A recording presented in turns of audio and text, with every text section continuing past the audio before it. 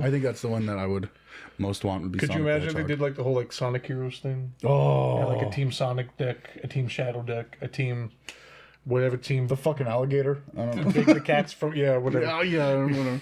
The rest of them, I don't know. Those two are the only ones. Oh, the Team Eggman deck?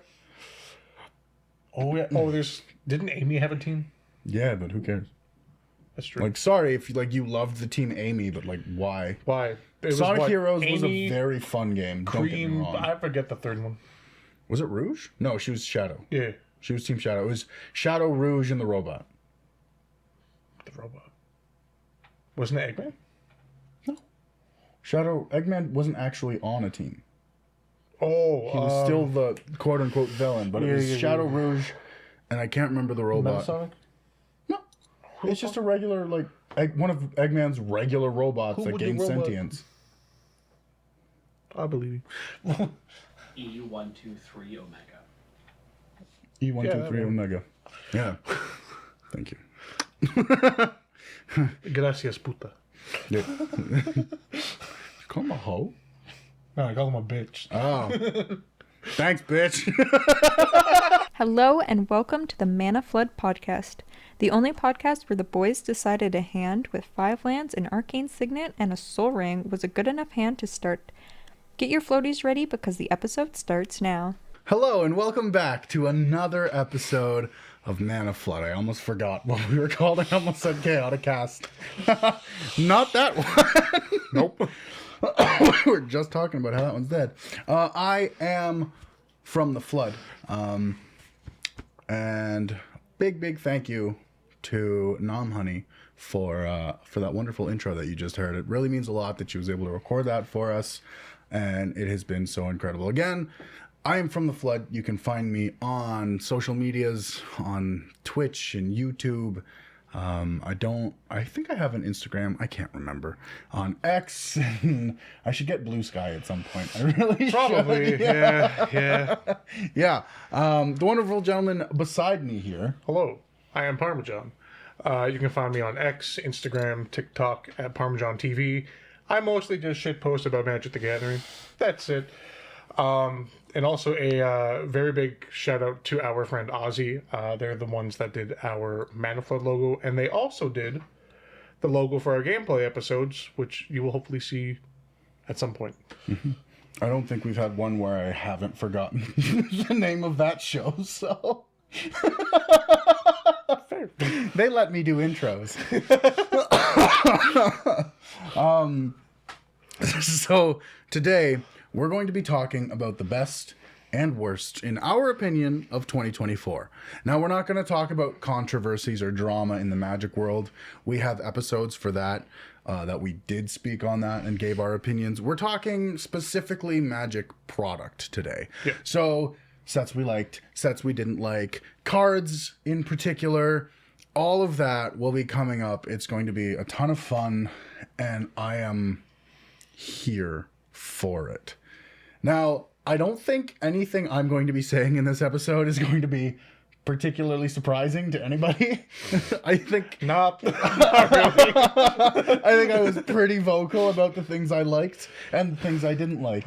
So That's a surprise. Whoa, dude, that's insane. Not like you were looking for one for God knows how long. No, dude, and then I found it and immediately that day Yoink. used it to fuck someone's day, and it was chef's kiss. Peak. Of course, I'm talking about my favorite card. And I mean, we will be going over our favorite commanders as well. However, I felt that even though this could be a commander, it wasn't something I would ever put in the command zone. I think it's better to search it out and play it as a surprise. Yeah, I mean... Yeah, like when you think about commanders, right? It's like a creature that you build your deck around, and everything synergizes with it. And this... Unless, like, I'm missing something, it doesn't really have that, but it's, like, fantastic. Yeah, like you in could... the 99. You could try to build your deck to ramp it out, but again, it's better in the deck I put it in. And of course, the card I'm talking about is Ulamog, the Defiler. Shocker. What? Crazy. Yeah. Like, if I could have, Maddening Cacophony would have gone in that slot, but that card didn't come out this True, year. that card came out a bit ago. So Yeah, it's... a little bit older. And yeah, of course, there are so many reasons I love this card. It's so fun. It is a fuck that guy in particular, in most cases. Yeah. But in my deck, it's hey, fuck these two people in particular. True. Yeah, True, man. my favorite commander allows me to do that. It's very neat. I'll read what Ulamog does because I haven't done that yet. It has been like a month, like 2 months since we've recorded anything, so I'm a little It's rusty. been crazy, yeah. It's been we had end of semester, and then we had Christmas, and then New Year's, and then it's January 2nd we're recording right now, and it's like, But we're back. we're back, we did it, let's go, we're recording as many episodes as we can today, probably 2, but for Ulamog, when you cast this spell, target opponent exiles half of their library rounded up, so that's on cast. Even if you counter this spell, someone loses half of their fucking library, and if you're going to counter this spell, you can almost guarantee that it's going to be you. Because even if you're playing a mill deck, you don't fucking want that to happen. Nope. Right? If you're playing self-mill, you don't want that because you just lost half of your all of the library, shit yeah. in your library. There's not a lot of cards that pull from exile. It's terrifying. And that's just the on-cast ability. When it's actually on the battlefield, it has ward, sacrifice 2 permanents. Yep. That doesn't state non-land permanents.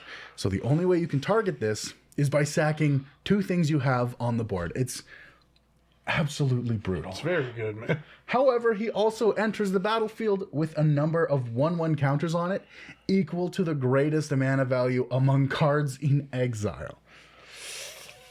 He's a 7/7. So guaranteed you're getting at least 1 counter. Like if someone's playing CEDH, you're probably still going to get at least 2 counters. Right? If you're playing CEDH, you probably lose anyways, but playing this will screw someone's day. Yeah. However, and here's the thing that makes him mean as fuck. Ulamog has Annihilator X, where X is the number of +1/+1 counters on it, which means I think I've had Annihilator 8 or 9. It was a bit. Yeah. Multiple times. Like it's not uncommon, especially in more casual pods, or if you no, it's a target opponent.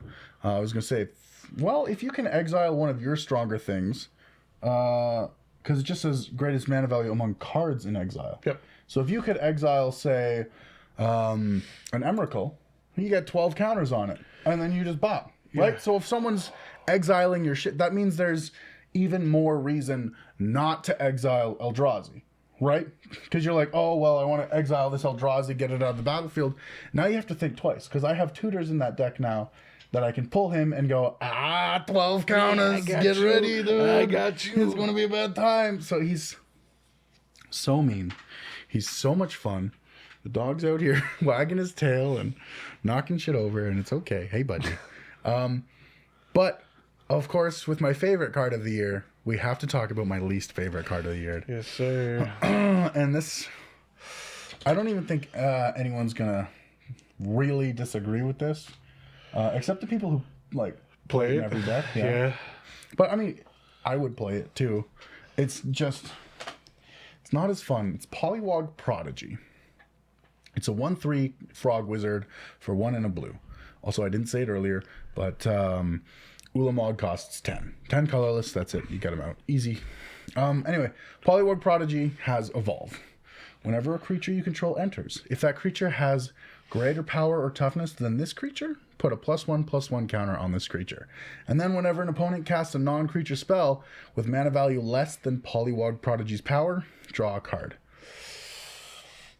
Card's strong, man. Especially in a format like, I don't know, CEDH. Yeah.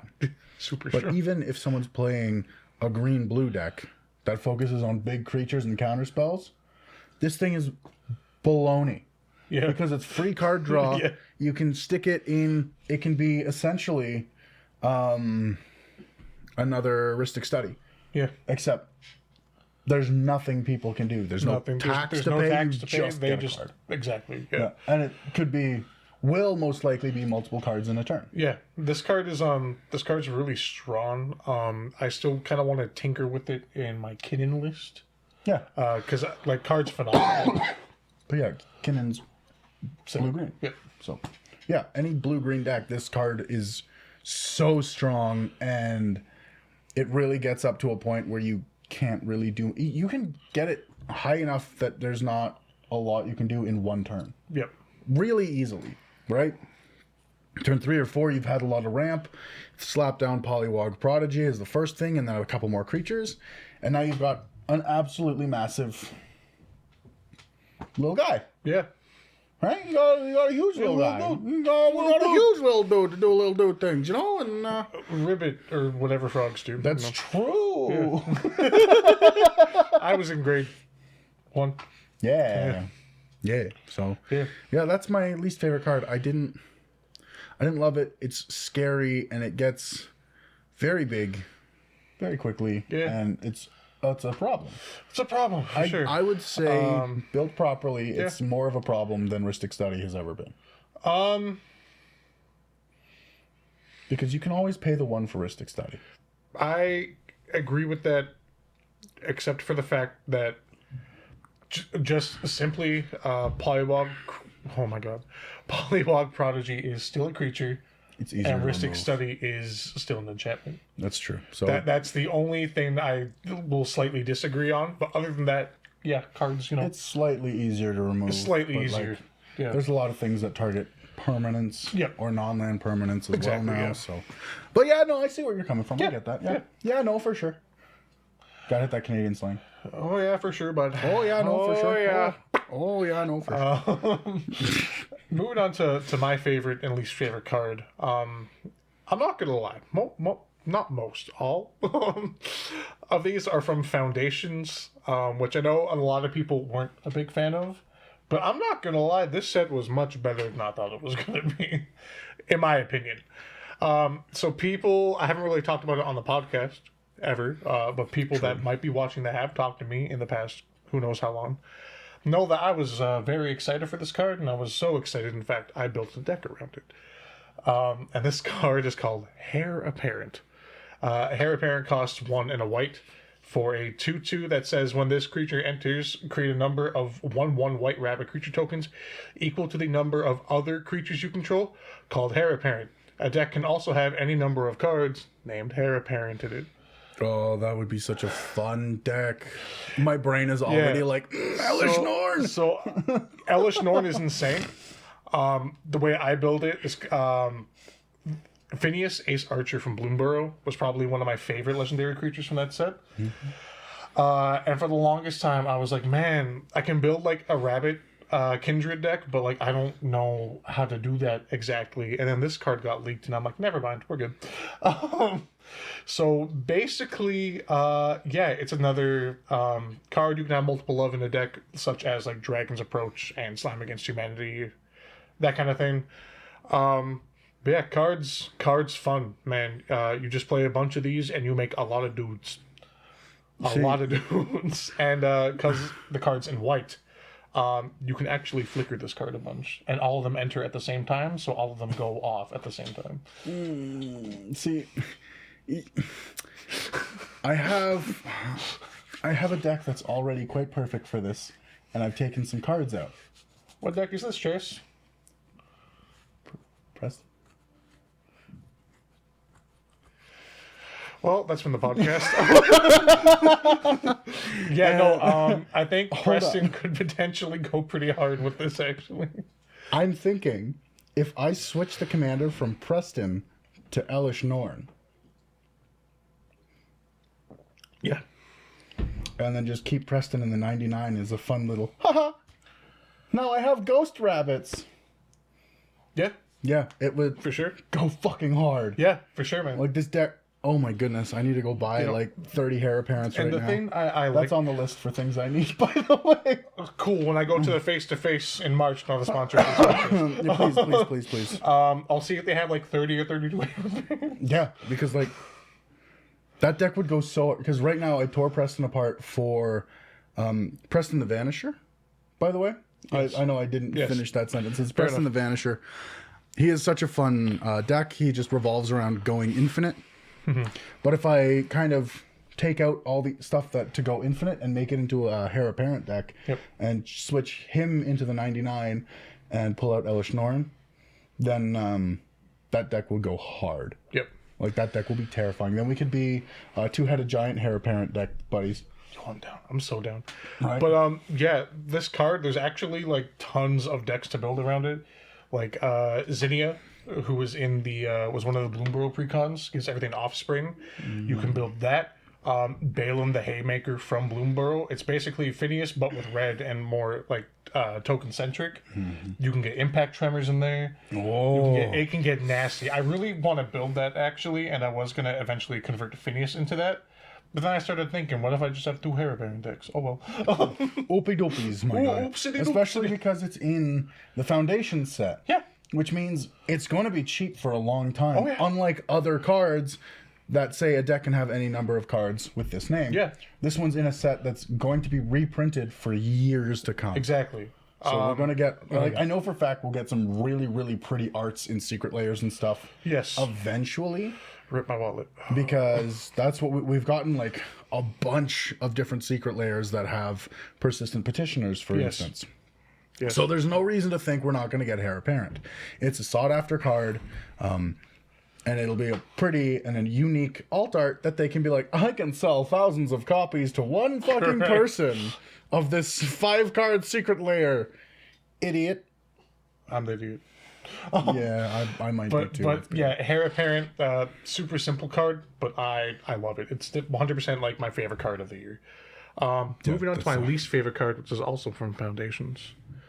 It's a neat little card. I see it's my least favorite card, but I also think this card is cool. But when it's used against me, salt. And that card is called Blasphemous Edict. For 3 black and a black for a sorcery, you may pay black rather than pay this spell's mana cost if there are 13 or more creatures on the battlefield. Each player sacrifices 13 creatures of their choice.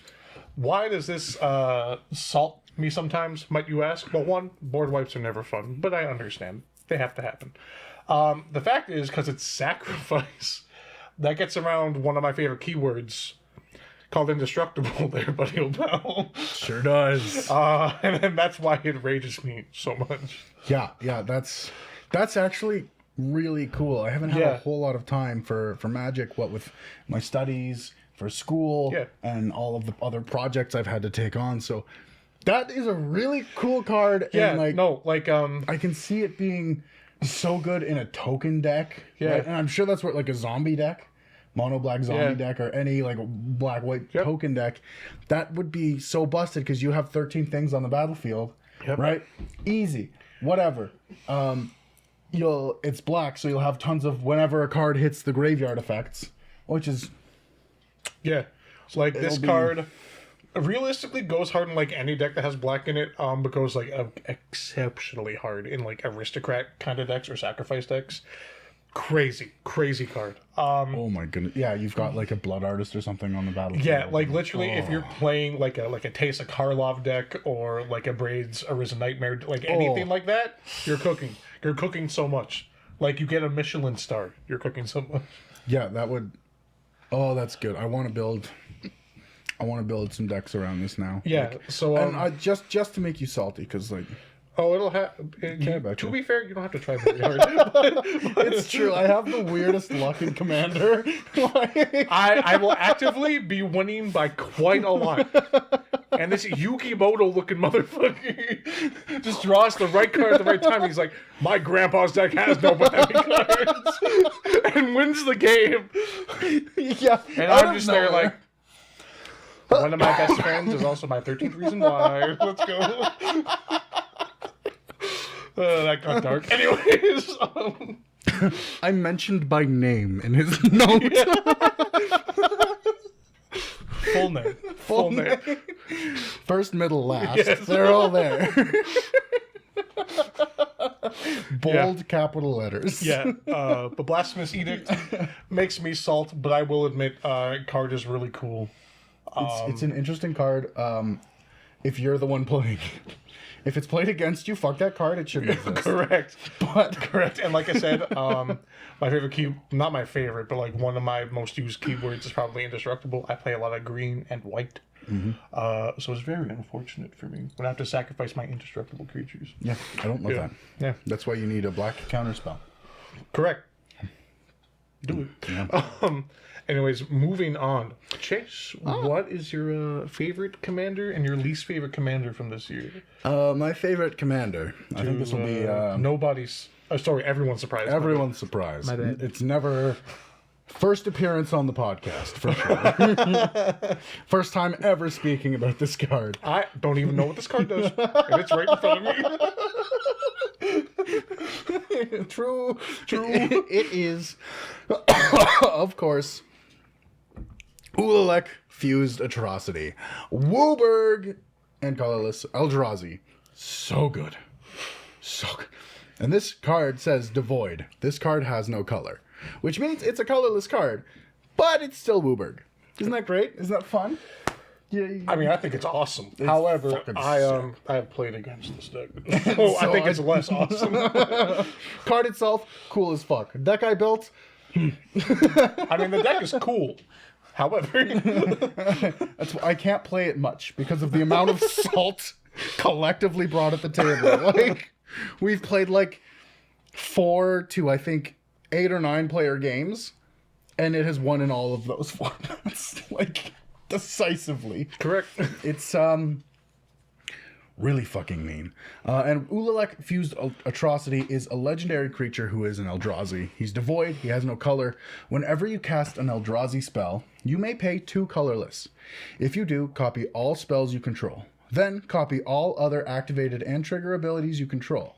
You may choose new targets for the copies. And he's a 2/5. And mana abilities can't be copied.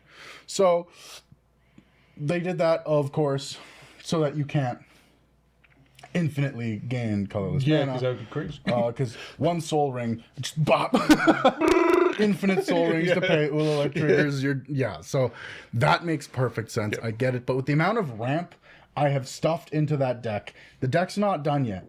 I still have like $1,000 to spend on the fucking thing with how expensive Eldrazi lands and stuff are. But it's an incredibly mean deck. It's my favorite deck to play. It is so much fun. And I've wanted an Eldrazi deck since banned Emrakul. Like, that's how long I've wanted it. Since I've started playing Commander, I've been like, Eldrazi are fucking cool. Oh, They're like 100%. Yeah, they're Eldritch horrors, which are cool as hell. Yep. However, I understand why people get salty when you pull out the Eldrazi deck. Yeah. 5 color just broken. Because I have things like in that deck, I have a Mirror Gallery, which negates the legendary rule, and then I can just play 2 Ulamogs. I've played so much BS with that. Yeah. It's great. There's all kinds of other triggers, so I can actually end up throwing out, like, I think if I did it perfectly well, I can get like 10 or something legendary creatures of the same one, crazy. casting one spell. It's insane. It's so fun. I love it. Yeah, I mean, in my head, and probably many other people's heads, there's this like eternal struggle between the Eldrazi players and the Sliver players. Okay, but I'm gonna tell you all right now, the Eldrazi players are significantly better than the Sliver players for one reason and one reason only. Eldrazi players, yes, they do a lot, but they'll end the game. True. Sliver players are like, look what I can do. All my stuff is indestructible, but I can't get through. I just have to wait to get a better card. Which, I mean, like, cool, all of your slivers have flying, but you lose to fucking Sandworm Convergence because they can't fly anymore. That's crazy. That's Eldrazi wild. are still like, oh, I still win. It's great that you have slivers. I'm an Eldrazi. I just kind of I win. I'm a Madness Emrakul World anew, and then just yoink. Your slivers and Eldrazi. It's funny because I love Emrakul World anew, but what it ended up being was more of a board wipe than anything else, and I was like, because in Ulalek, you double it. However, if I don't have Mirror Gallery or one of my other things that allow me multiple legendaries, then there's 2, and suddenly I have to sacrifice 1. But when 1 dies, you have to sacrifice your board and all the things you can now control. Yeah, exactly, man. It's like a selective board wipe, and you get to king make, which is terrible. Yeah, I think Terrible way to play I Magic. think Emrakul. Sorry, again, tangent. But I think Emrakul World Anew, in my opinion, is actually one of the more like underrated cards from Modern Horizons 3. Like, I think it's so cool. Maybe It's going in a... I think I stuck it in Preston. Anyway, that's going to be a fun surprise for when I have the Heir Apparent deck, and it's like Emrakul. spoilers. It's going to be a good time. But yeah, it doesn't work with Ulalek, which is unfortunate, but I get it, because Emrakul by itself is usually a fucking powerful card. Like, It's strong. terrifyingly powerful. It's strong. Right? In every iteration of Emrakul is insane. So I get it. I understand. It's not something you want to go well into the Ulalek deck. Yeah. Right? And I understand that design choice. I really, really 100%. do. Yeah. So, yeah. And then I will go to my least favorite card, because awkward transitions are what I'm good at. It would not be a Mana Flood podcast episode without awkward transition. Without awkward transitions to the next topic. We're on brand. Yeah. No brain cell. But my least favorite card isn't because of what the card does. It's because what I've seen the card do. And that would be Miss Bumbleflower. Miss Bumbleflower is a legendary creature who is a rabid citizen with vigilance, and whenever you cast a spell, target opponent draws a card. Put a +1/+1 counter on target creature. It gains flying until end of turn. If this is the second time this ability has resolved this turn, you draw 2 cards. Now, So, one, this card should ideally be like a Bant group hug deck. yeah. But I'm going to let you explain why you hate it so much. Okay. I would like to preface this by saying I have not played this deck. I've not played against it. However, that is because I have been busy. My time is coming. Our buddy Cody, who has been on the podcast before, Yes. and he showcased the card Miss Bumbleflower the day he got it, essentially. Sure He did. brought it to show it off. And I was like, man, that's really cool. I'm so happy for you. I regret those words. I am no longer happy for you, sir. Yeah. He has built a full CEDH Miss Bumbleflower deck. Yeah. As somebody, I played against this for the first time a week ago.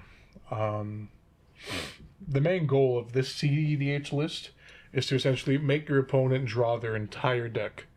And Cody's build does that super well. It has Lotus Petal combos, it has Food Chain combos, other combos, of course. It's really quite solid. And Cody is quite good at piloting his decks. Yes. Oh my goodness. He can build the most jank shit. Yes. And pilot it well enough that you're like, oh my god. Yeah. How did that work? Like Cody undoubtedly will pull up to like a CDH tournament and be like, I'm playing Bumbleflower. And the whole table's going to be like, What the fuck, dude? whack. And then they're going to be like, wait. And they're just going to let him pop off Yeah. on the first game. And that's all you really need is to get that Truly. one win, because you get your points. Yeah. But yeah, Bumbleflower, like I said, Terrifying. And like, terrifying. I think he posted in the Discord earlier today that the list was finally complete. Yep.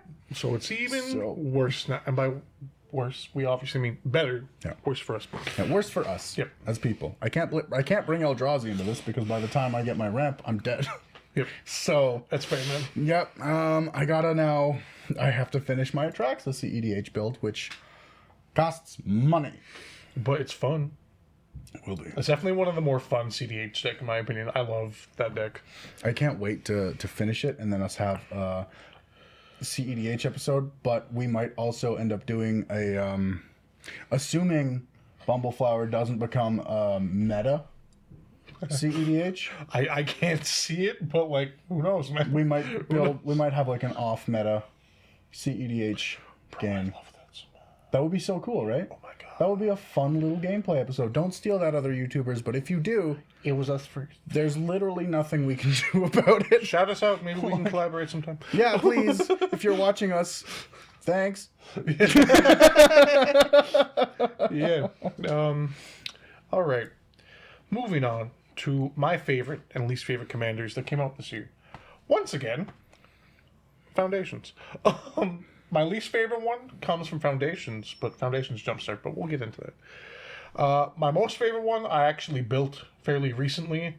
I love it so much, actually. It's such a fun deck. And that is Loot Exuberant Explorer. Loot Exuberant Explorer is a 1/4 for 2 and a green that says you may play an additional land on each of your turns. And then you can pay 4 and a green and tap Loot. Look at the top 6 cards of your library. You may reveal a creature card with mana value less than or equal to the number of lands you control from among them. And then put it onto the battlefield, put the rest on the bottom in any order. Reason why I like this card, lands are cool. I love landfall decks or lands matter decks. Plus, the second ability scratches that Kinnan part of my brain without it being CEDH. I'm not gonna lie. That's fair. It's like slow Kennen. Yeah, slow Kinnan. Plus, he's adorable. He's He's super just a fucking small, dumb idiot, and I love him so much. cute. Yeah. But, yeah, he's, in my opinion, because like I said, I've built him as the commander. He's great as the commander. And, of course, in those kind of decks, he's also fantastic in the 99 as well. Like, he's really versatile in that sense, in my opinion. And just a good card, man. And it's funny because for a rare, he's super fucking common. Yeah. Like, Yeah. he's more common, I swear. Like, I don't have statistics to back this up, but I swear to God, he's more common than Heir Apparent, which is an actual common card. This is true. All right. I have a bone to pick. I opened one set booster box of Foundations. Okay. The amount of Heir Apparents I got was like 2, and the amount of loots I got 3. Yeah. So Wizards, you have some explaining to do. What the hell? Why didn't you just make Heir Apparent a rare? Yeah. Like, I mean, like, I understand, but also I get stop it. yeah. It's rude. Because I opened, not a booster box, but the smaller ones, the fat pack. Oh, It's bundle? yeah, a bundle. Yeah. That one. And we got 3 loots out of it or something crazy. 3? Out of a bundle. Bro, that's like. It was 2? I mean, still, that's quite a bit, man. Yeah, that's a lot from a bundle. We were just opening and we're like, oh, it's a loot. Oh, it's a loot. Oh, hello there. Another loot. He's cute as fuck, but like, I would like to see something different. Like a Please, bloodthirsty yeah. conqueror, maybe. Yeah, give me something like, Yeah. please. But yeah, Loot, probably my favorite commander of the year. Honorable mention to Phineas. Like I said, my Heir Apparent deck is like my love. I love it so much. But Loot's really fun. My least favorite, like I said, is from Jumpstart Foundations, which shout out to Wizards of the Coast, actually, because they made Jumpstart good again. And I'm actually really grateful for that. Yup. Because Jumpstart is like one of my favorite things, probably. And for a long time, it was real bad. Yep. Real bad. Sure was. Yeah. But my least favorite commander, I don't know what made the people in the thinking process think that slapping Ragavan on a mono black anime waifu was a good idea. But here we are. Rev Tith Extractor. Sorry. Rev Tide Extractor? Tithe Extractor, yeah. There we go, yeah. For 3 and a black for a 3/3, whenever you attack, target creature gains death touch until end of turn. That doesn't sound too bad. No, it's, I mean, it sucks, but it is what it is. Second ability, however. Oh, there's a second ability. Whenever one or more creatures you control deal combat damage to a player, create a treasure token. Then, look at the top card of that player's library and exile it face down. You may cast that card for as long as it remains exiled. Without the dash mechanic, it's Ragavan on an anime waifu. I'm not gonna lie to you. I fucking hate that. Yeah, same. As somebody who is an official member of the Ragavan Hate Club, I hate this card. Is she? Is that? There's no way that's AI art. No, it's not. Okay. I was like I saw the fingers for a second. Yeah, I was like, no way, wizard. But I mean, It does kind of look. is it only anime art too? Like, there's no Yep. other art. Oh, of course Only it is. anime art. Now, obviously, who's to say this card like doesn't get reprinted in a different set with new art? But as for now, it's like strictly anime art. And like, This deck, I don't like it when people steal my cards. I have some expensive cards. I won't let people play my stuff in a lot of cases, especially if you don't divulge that in Rule 0. I'm sorry, but like, some of my decks might be able to pay my tuition. I'm not going to let someone I don't know touch those cards. Fair. So yeah, there's like, if you're playing a thief deck, divulge that information before you play the thief deck. Yeah. Because I will straight up, as soon as you go, I'm taking a card from you, I will scoop. Yeah. Like, it's an instant speed scoop. I wouldn't have played the game to begin with, but I'm just not going to let you touch my cards. I'm sorry. I'm sorry, but I'm not. They're... Yeah. A cardboard's expensive. Yes, very expensive. But yeah, Rev Tithe Extractor. And then as you read that second ability, you also realize that first ability is actually so much stronger than you originally thought. Because nobody really wants to block a Death Touch creature, especially if they only have like valuable pieces on their board. Therefore, one creature is going to get through, triggering that second effect. And you can usually put that Death Touch on a shitty 1/1, and then they're going to be like, it's not worth losing a combo piece just to block a 1/1. Yeah, you can quite literally put it on a flyer, anything. Like it's... you know what? I think this card goes hard in a Yuriko deck. Yeah, I do. absolutely. 100%. Absolutely. It might not be, its own commander, but Yeah. it's still mean. Yeah. And I mean, something else that came from that jumpstart is that uncommon elf that I really fucking want. Dionys or Dionysus or... It's like Dionysus or something. Yeah, that card's Dionys good. or something. It's Something super like good. that. It's an uncommon. And when I was looking for it was like $20. And I was like, I'm going to wait. I don't know if that's a good idea. Yeah. I don't know if it's a bad idea. But it's an uncommon, so it should get reprinted. Hopefully sooner than later. But the card slaps. My, I'm trying to go what my favorite card from that was. Oh, I got it. I forget the card's exact name, but it's like a red goblin for either 2 or 3. It's basically impact tremors on a creature. Oh, that's awesome. Yeah, it is awesome. That's really cool. Yeah. Hopefully I'll be able to find it and put it right up here. But who knows? We'll figure that out a little bit later.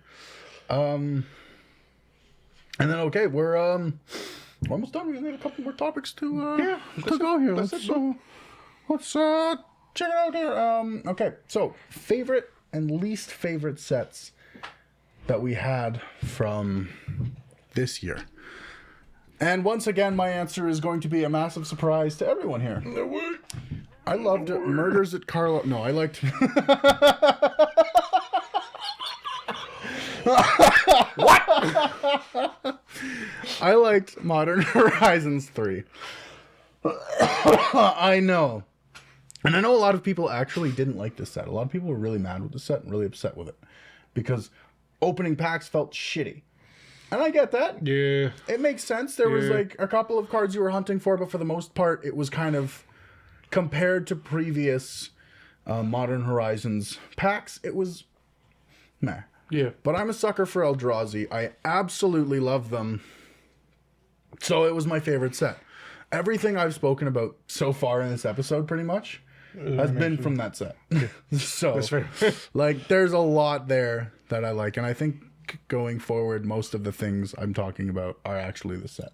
I think everything I have left is this set. So, yeah, MH3 was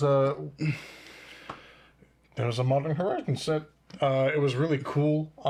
My luck was like, I don't know why, it was really good with this set. So like every pack I opened like melted my face. Oh, it must be nice. There's so many. I still have a bunch of cards and alt arts I want from this set. Yeah. But they got expensive really fast. Yeah, unfortunately. Because originally it was like, okay, these are probably going to go down, these alt arts. And then they're like, yeah, get fucked. It was like, okay. Yeah, it was really cool because they released all the medallions again. Yeah. And they dipped, and then, they had alternate arts, which also kind of dipped as well. But now, unfortunately, as you all probably see, they're working their way back up. Still, like, not terrible. I think, like, the most expensive one is probably, like, $20, but... Yeah. And hopefully they'll release them again before they get to a point where they're crazy expensive. But Yeah. I mean, we'll find out. Yeah. Maybe the Final Fantasy set, I could see that. Crystals is kind of... Oh. Yeah. That would be sick in the Final Fantasy set. Yep. Right? That would go hard. Yeah. He called it, so if it happens... If it happens, this whole clip's going on TikTok. This whole clip Everywhere. I'm going to be scrambling to figure out which episode this was. And it'll go on We're TikTok. gonna make a bunch of bot accounts and just have them repost them. Yeah, every like week or two. Yeah. It's perfect. I loved Monster Hunter 3. Nope. Modern Horizons 3. Great game. Incredible. Modern Horizons 3. Because I had so much fun. That was the one set this year that I didn't go hard on it. I wasn't like, drop all my money into this set. But what I did spend a good chunk of money on cards from the set. I built, like, the deck I built for this year, my big project for this year, was from this set. And I had so much fun just playing this set, playing these decks and playing against these decks. I got super hyped watching other content creators playing the sets and the decks early. It was just, for me, a super fun set. And I understand if you're someone who likes to open packs and chase the rares, it's might be different for you, right? Especially if you bought like a collector's booster and it bombed, right? Like, yeah, I would understand you not loving the set. But for me, it was so good. It was so much fun. And then my least favorite set, there's an honorable mention. It was super close. I didn't love... can't even remember what it's called. The Cowboy set? Outlaws of Thunder Junction. Outlaws of Thunder Junction. I didn't love it. And the reason is they treated cowboys like a joke. Yeah, the what was I watching recently? I think like Commander Cookout actually said it best, and that it had all of those tropes right in the set, but it was very poorly executed overall. Yeah. And like, I understand why, right? Like, I understand it's easy to make a joke out of cowboys, but like spaghetti westerns and westerns in general is such an influential genre. Like Fallout, the TV show, is just a western. People don't want to admit that, Basically, but that's exactly what it is. It was a western, and it was incredible. Yep. And like, people are gonna get mad, and like, hopefully we'll get some comments going like, "That's not true," but it absolutely is. Look up all the western, like, look up what makes a western. Yeah. Fallout follows that formula almost perfectly. And like, cowboys are cool. Look at the ghoul from Fallout. He's just a cowboy. He's cool as Easily hell. my favorite character in that show. Right? He's so Like, sick. It's not difficult to make cowboys badass. No. Because they really were, right? And same with, like, they could have gone with Native Americans and stuff like that. It's not hard to make these groups of people absolute badasses. It's really not. No. Like, it takes less effort to make them a complete badass than it does to make them a joke. I believe they And I know they didn't include any, First Nations from what I can think of in that set. I think there was a few actually. Was there? I can't remember their there's that like one Boros legendary something quick shot. She was really cool. Yep, you're absolutely right. I believe Stella Lee, who's a very good CEDH commander, by the way. I believe she was. Stella Lee was a cowgirl. I could be wrong on Stella that. I don't Lee. know. Sounds very. Yeah. But yeah, I'm pretty sure it. It's a cowgirl. I think there's another creature called like Tor Wakim. I think. Yeah. Yeah, they definitely had representation, but But it wasn't done well. no. Stella Lee was Which done well. like definitely cool to see for sure. Yeah. But like just a set in general, I think could have been done much better. Yeah. But that wasn't. And like, I personally have very heavy ties to like Western culture. Yeah. Like, you can see on the wall, there's a picture for the other podcast that I'm working on right now. First episode will release right before we go back to school, like this Saturday. It's called The Wildy West, if you care about Alberta's wild horses. Shameless self-plug. Anyways, I have pretty strong ties to like Western culture and stuff like that. But it wasn't my least favorite set. I think my least favorite set of this year was Foundations. Don't get me wrong, there still is a ton of incredibly good cards in Foundations.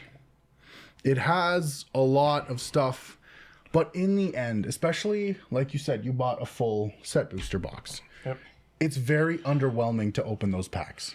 I think it feels the worst of anyone, like any set this year, to just open packs and see what you got. Yeah, this set succeeded my expectations in like what it gave to us.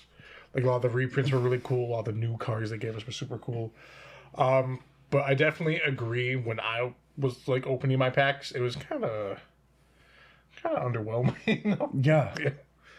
It's like I know, and that's the thing. Like I think the set has a lot of cool cards. Yeah. But it's not a set that you should go and open. It's It's a set that you should 100% buy singles from. Yeah. Because otherwise you're wasting your money. Like I think most people know, but some people might forget.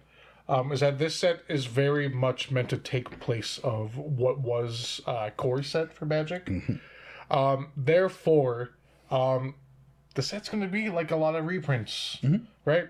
But that doesn't make it any less underwhelming to open, right? Like if anything, like if you want a good opening experience, in my opinion, from this set, unfortunately, like the way to go is like collector boosters. Yeah. Because they have a ton of those different art treatments. They brought back Fractured Foils from Duskmourn. But also, going in, like, if you buy a collector's booster, you need to go into it knowing you're probably not going to make your money back. Oh, for sure. Yeah. Right? Yeah. Like, easily. You might. You absolutely might. Yeah. But just the value of the cards and stuff, you probably won't. I can actually see the overall price of them.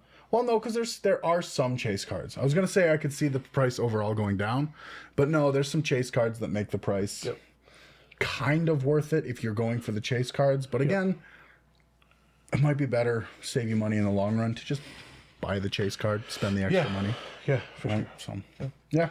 But yeah, that's my favorite set and my least favorite set from this year. There's a lot of cool Magic cards this year, and there was a lot of disappointment as well. Mm-hmm. Hopefully, it almost seemed like there was more disappointment overall in the community than there wasn't. However, I spend maybe too much time on Reddit, so in my opinion, this was probably the most like maybe worst, sure. But underwhelming year for Magic that we've had, like, in a long time. Yeah, it felt like we lost, like, to a lesser degree. You remember when Blizzard had their fiasco because they fucked up and, like, all their execs were just absolute not creeps. Great dudes. Yeah, and so WoW lost all their players. Yep. It kind of felt that way this year for Magic, but just because the product wasn't as good as it's been in the past. Yeah. So people were flocking to other card games because there's so many good TCGs right now. Yeah. So why would you stick with Magic if they're just releasing that being said, I also think the sets that we don't necessarily like also brought in quite a few people as well. Oh, absolutely. There's some sets I didn't love. And then I speak with someone, and they're like, "This is the best set I've ever seen in my life. This is the reason I play Magic. This is great, dude. What are you talking about?" And I'm like, "Okay, well, glad to have you here. Can you please stop kicking my ass with Stella Lee?" True. Like even as like a regular commander deck, the deck is like, what the hell, man? Yeah, like it was. Just the pre-con was actually so good. Yeah. So yeah, my favorite set of the year, to probably nobody's surprise at all, is Bloomborough. Right. Fucking no. What? I when I say like I can't stop thinking about the set. I can't stop deck building from cards around this set. I truly cannot. I love the set so much. Well, it's actually really funny because you go, oh, my favorite cards from this year. They're all creatures that you can very easily slot into the Bloom Burrow. Except like Heir Apparent, yes, from Foundations. Bloom Burrow. Bloom Burrow. Bloom Burrow. No, this set was awesome, man. They did a really, really good job executing this set. Even the lore and like the backstory was Yeah, Bloom Chef's Burrow, kiss. the Squirrels deck. I'm still looking for one because I got paid like 2 weeks after. Yeah. I think was when I got paid, and I was like, okay, I can grab this Squirrels deck. My girlfriend is going to love sacrificing cute little critters. And then I thought about it, and I was like, she's gonna fucking hate that. But anyway, You know, when you say it like that. yeah. But anyways, it's a deck I wanted, and then I would get her something else cute and build her something cute. Yeah, the deck, you couldn't find it anywhere. It was one of those precons, because a lot of these sets, not a lot, some of these sets, our local game store still has precons from them, right? Like even MH3, you can't find the Eldrazi precon, but you can find the rest, right? Like they're still there. Yeah.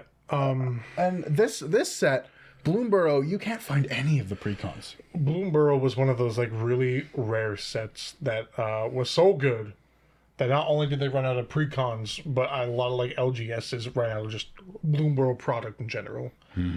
Ours did.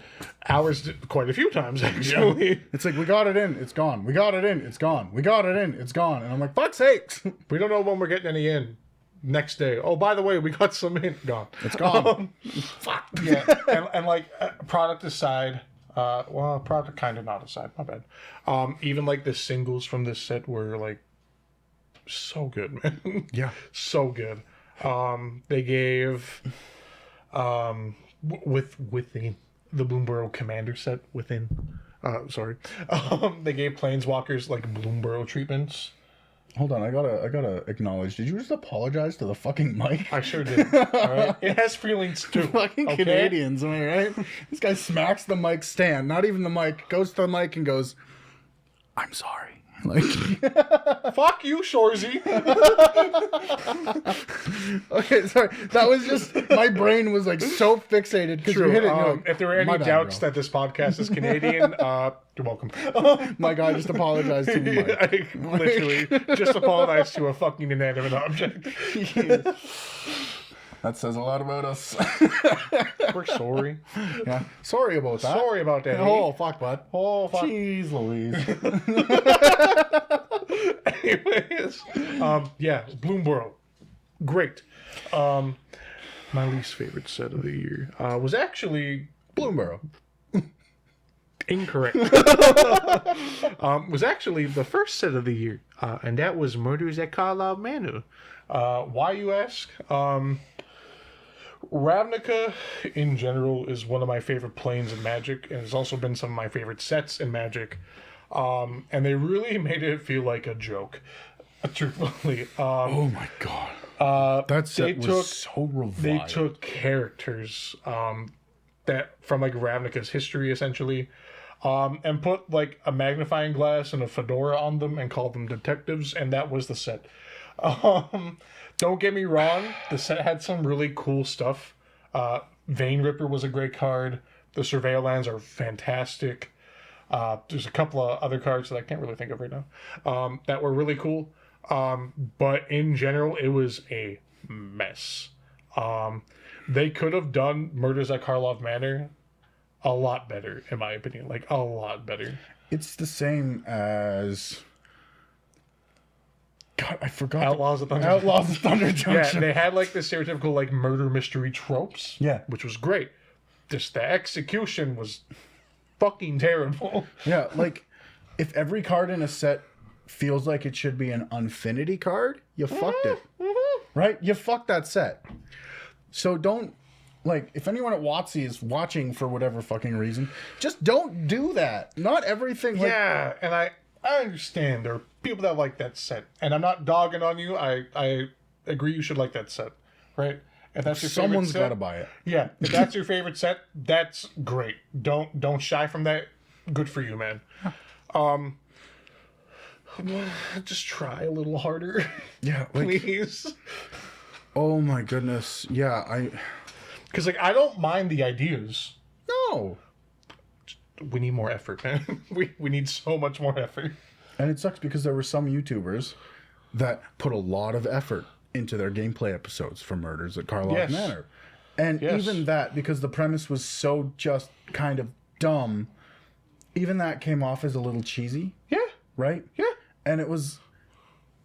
I watched the episode full way through. You got my view. But, 100%. you know, it was... There were better ones. Yeah. That episode's kind of one I would just turn on and do homework through, right? Tune it out in the background, because it's the set, in my opinion. I agree. It wasn't particularly interesting. It's the one set, like, I don't remember Outlaws at Thunder Junction, the name of it, because it was that bad. Yeah. I remember the name of Murders at Karloff Manor because it was that bad, right? Like, I think the perfect example of how something like this should be executed was oh no, I'm trying to remember which one came first. the chicken. Thanks. Sorry. So not the last standard set we got of the year, because that would have been Foundations. So the second last standard set we got of the year was Duskborn, right? That was executed perfectly.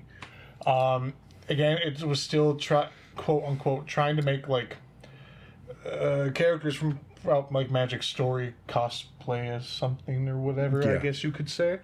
But the lore, the plane itself, the cards, everything was executed very, very well. And that set, a lot of people that I know personally complained that there weren't too many super strong cards. But the rest of the set and the way it was executed was so good Yeah. that it didn't matter, right? Yeah. And in fact, like, I think there's a lot of like complaints too that like even like some of the commander, like the legendary creatures we got in the set weren't too strong at the time. But it seemed like with just the release of Foundations, some of those cards are like really good. Well, some of those cards spiked in price as soon as Yeah. Foundations dropped. Like so. like Arabella was crazy. And then Heraparin dropped, and a Boros Heraparin Arabella deck is nuts. Correct. Nuts. Yeah, and then you have the alt commander for the Rakdos deck. Lord of Pain is Lord cool, of man. Pain. That's a cool card. Cool. That deck pops off. Like, if I wasn't keeping all of those decks as is as a pod, then yeah, I would. I would be building that deck because it was cool. It was a fun card. And it was cool as heck. So, and the concept behind it was well executed. Like, Yes. you can do these concepts and do them well, right? And I think I think it's done well because you can't really make a joke out of horror, or people are going to get mad. The only like real thing I had a problem with the set is why were the CCTVs? True. Like I get that's like kind of like a horror trope, more modern horror trope, but like it just I didn't hate it. It was just kind of weird. It's to scare the melee players. Super Smash Bros. Melee. Never mind, you have my vote. Okay. Yep. Moving on to our last topic. Chase, what was your favorite and least favorite pre-con? Oh, dude. So, to everyone's surprise, once again, we're gonna talk about Ulalek. What? I know that's just Ulalek the episode. I swear. My favorite pre-con What? is the Eldrazi Incursion. Specifically, the non-collector's version. The collector's version was not worth the money. I was initially going to buy it. Then I looked into it, and I was like, oh, all it is a slightly different foiling? Don't get me wrong. That ripple foil looked real nice. It was gorgeous. However, It wasn't worth the price, though. no. No. Like, sorry, dude. I'm a student. I'm not going to, take a huge chunk out of my my loans just for a different kind of foiling. It's not really... Yeah. not particularly worth it for me, and so I kept it as being not particularly worth it for Plain me. Jane is fine. So I got the regular one. And before I started upgrading it, I had a lot of fun with it.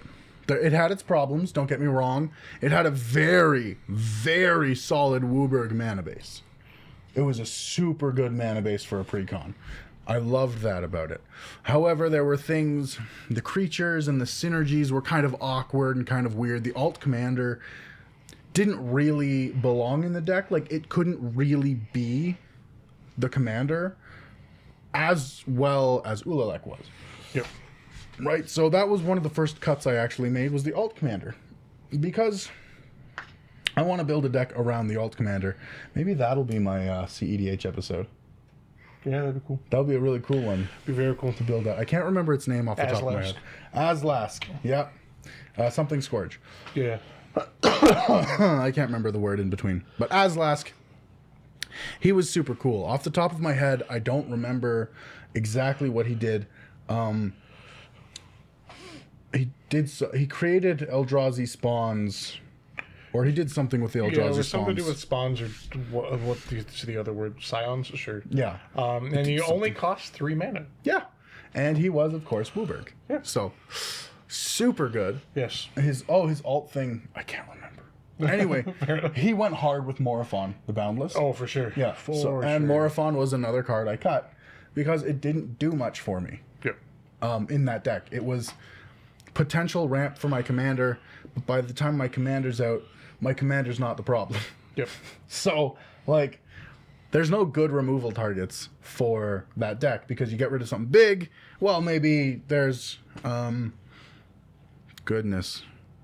Words are not my thing. Big U guy. Starts with Ulamog. Big U. Get it? Yeah, Big U. Big U. Yeah. So yeah, it was a super fun deck for me. I really enjoyed the precon. It felt strong, but fair. Mm-hmm. It was not the strongest precon to come out No. in MH3. Oh, no. Like, not. I don't even think it was No. close. And that leads me into my least favorite precon, which probably was the strongest precon to come out of there. It was close. Close. Yeah. Pretty close. Pretty close. Top 2. Top Which 2 is for funny that the Eldrazi was not top 2. Yes. But Crazy. I didn't like Graveyard Overdrive. Commander was Disa the Relentless, and she focused on Lurgoyfs, Tarmogoyfs, Goyfs. Goif. She loved Goyfs, Goif. and she was a bitch. So, Didn't love it. so I bought this one. I like it. If I had gloves, I would drop them. That's a hockey reference. In Canada, in Canadian hockey, when you drop the gloves, you fight. So, what I'm saying is, I would like to fight him, non-violently, of course. YouTube. Oh yeah, well, And if I Spotify. had gloves, I'd. What are you taking your glasses off for? You can't I see me don't know. now. Well, Yes, I'm I like can. John Cena to you with this. Yes, I moment. can. I can't see him. So I just got to stand back and hit you with those Luffy punches, and I'm good. That's it. You lose to Luffy every time. Disa the Relentless, or Restless, I can't remember. I thought it was the Relentless, Too but it could be Restless. Jund. I can't remember I can't remember her keywords. We probably should have wrote those down. But, I think it's whenever she herself dealt combat damage, you'd make a Tarmogoyf token. And then whenever a Lurgoyf permanent was sent to the graveyard, it would return to the battlefield under your control. Yeah. Now, what's busted about this is that it didn't state how it had to be discarded, just that it could be discarded. So if you're discarding down to 7 at the end of your turn, and it just so happens to be, I don't know, a Pyrogoyf or something, boop, boop, it comes back to the battlefield. Which is Hate that. crazy. And then there's, cards like Maskwood Nexus, because Emrakul's my favorite Lurgoyf. True. Oh, gee willikers, I love boy. I love the Dragon. It's my favorite Lurgoyf. It's the best one, dude. The best one. Yeah. It's a Lurgork that makes my dragons cost cheaper. That's weird. But Yeah, the versatility of this deck was insane. yeah. There was so much you could do.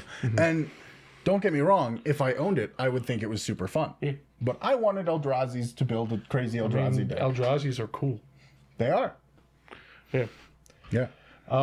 So my favorite deck, which was actually from a set that we have shit talked a bit this episode, Yes. was the Desert Bloom Precon for Outlaws of Thunder Junction. It's a Naya Deserts deck. I think that's cool as hell. I like the color combination Naya, and What color combination is that, John? that is green, white, red. Thank you, John. You're welcome. And as I said earlier in the episode, I really like landfall decks and Landmanders decks. And this was very much that, but it specifically centered around like the desert land type. It was super cool. You made a lot of tokens. There were a lot of synergies where you could like sack deserts to do things, and then those same deserts also said, "Oh, hey, you can play this from the graveyard." Also had a lot of graveyard play from graveyard effects like Rabbit Excavator, that kind of stuff. Ramanamp. Overall, just like a really cool precon in my opinion. Very flavorful. It was great. Cactuses, sand dudes. It was great. Yeah, I bet. That's all I really have to say about the deck. My least favorite deck, or precon rather, oddly enough, was one I actually bought. I just think it's kind of messed up because of what was in the deck specifically. Oh? Correct. And this was the Simic precon from Duskborn, Jump Scare, which had Zamone as the commander. Too scary for you? So scary. It was all like, haboo! And John was like, oh no, nothing for me! Oh, what was that noise? Considered my Jimmy's rustled. Metal Gear Solid ass protagonist, NPC, sorry. Consider my peanuts jorked. But no, my timbers have been shivered. That word is hard to say. Yarg. But no, the reason why I didn't like this one so much is because, one, precon. Two, I don't think, in my opinion, probably most people's opinions, I don't like it when infinite combos are printed into precons. And there was like two, wasn't there? It was like two. I forget some of them, but basically like Eudora Grave Gardener, Sakura Tribe Elder, and Zamone was just an infinite landfall combo and an infinite green mana combo just in the deck. Yeah, just in the precon.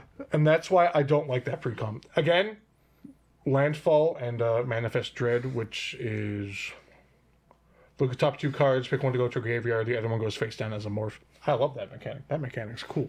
Cool as heck. Like both those mechanics. But yeah, just an infinite being printed in a precon, I really don't like. Precons, especially because people hit it by accident and went, what? Yeah. Wait. And what? then, of course, there's people that necessarily are getting into Magic, right? Therefore, they aren't gonna like have the knowledge to utilize that. But also, if it happens to them, they go, "Oh, cool! What infinite does my deck have?" If they bought theirs at the same time, right? Then they go, "Oh, cool! Does mine have one?" And then they do some research, and no, it doesn't. No, you want the wrong precon, idiot. Like, yeah, Wizards fucked up. Yeah, I mean, and that's. I think the main reason, like, it's a strong deck. I have this one as well. Yep. I think it's a very fun concept. I think the deck itself is super fun to play, but I also think it was definitely a bit of a fuck up. Had a lot of really cool reprints. Had like Scoot Swarm, Ashaya, AC Geyer Straight. Really cool reprints. Those are insane, especially the AC. That card was like $60 Canadian. CAD. CAD. CAD. That's our currency. Yeah. Mr. Editor. Yeah. Sorry. Sound engineer. Yeah. Our sound guy. Lights Tech. I don't know what you do around here. Why are you here? I'm all the small things. You're backing.